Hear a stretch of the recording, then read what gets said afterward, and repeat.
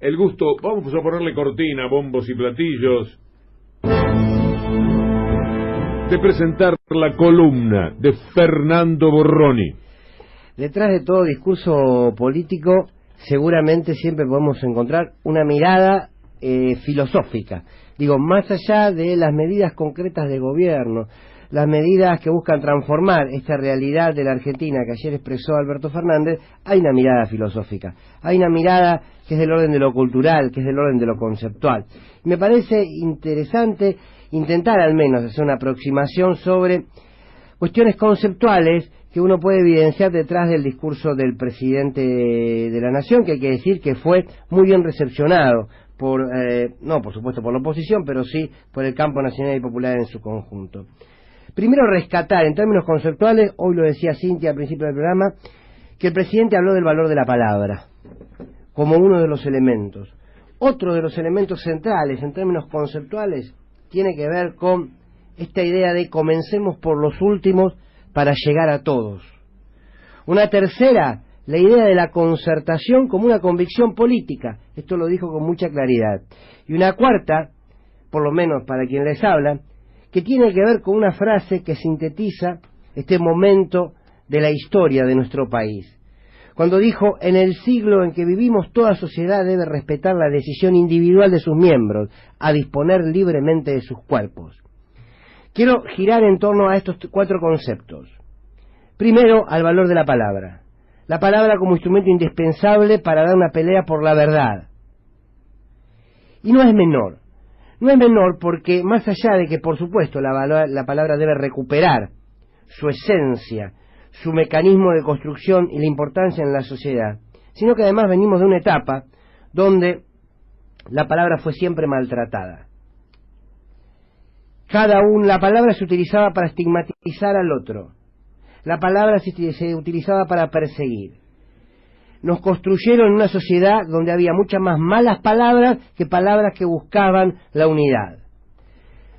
Ser kirchnerista, ser sindicalista, ser pobre, ser populista, era mala palabra. Ser militante, la huelga, la movilización, todas malas palabras. Se dañó mucho con la palabra. El gobierno de Macri fue un gobierno que se caracterizó por dañar con las medidas de gobierno, dañar con sus hechos, pero también dañar con la palabra. Por tanto, no es menor en términos culturales que el presidente arranque diciendo vamos a recuperar el valor de la palabra. De alguna manera nos invitaba a cuidar el valor de la palabra. Y me parece que esto en términos culturales es muy importante.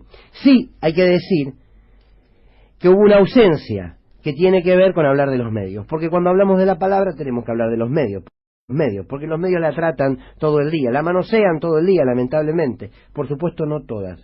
Ahora, precisamente para cuidar la palabra hay que trabajar desde el Estado en la redistribución de la palabra. Y ahí es donde sigue la materia pendiente con respecto a qué vamos a hacer con los grandes medios.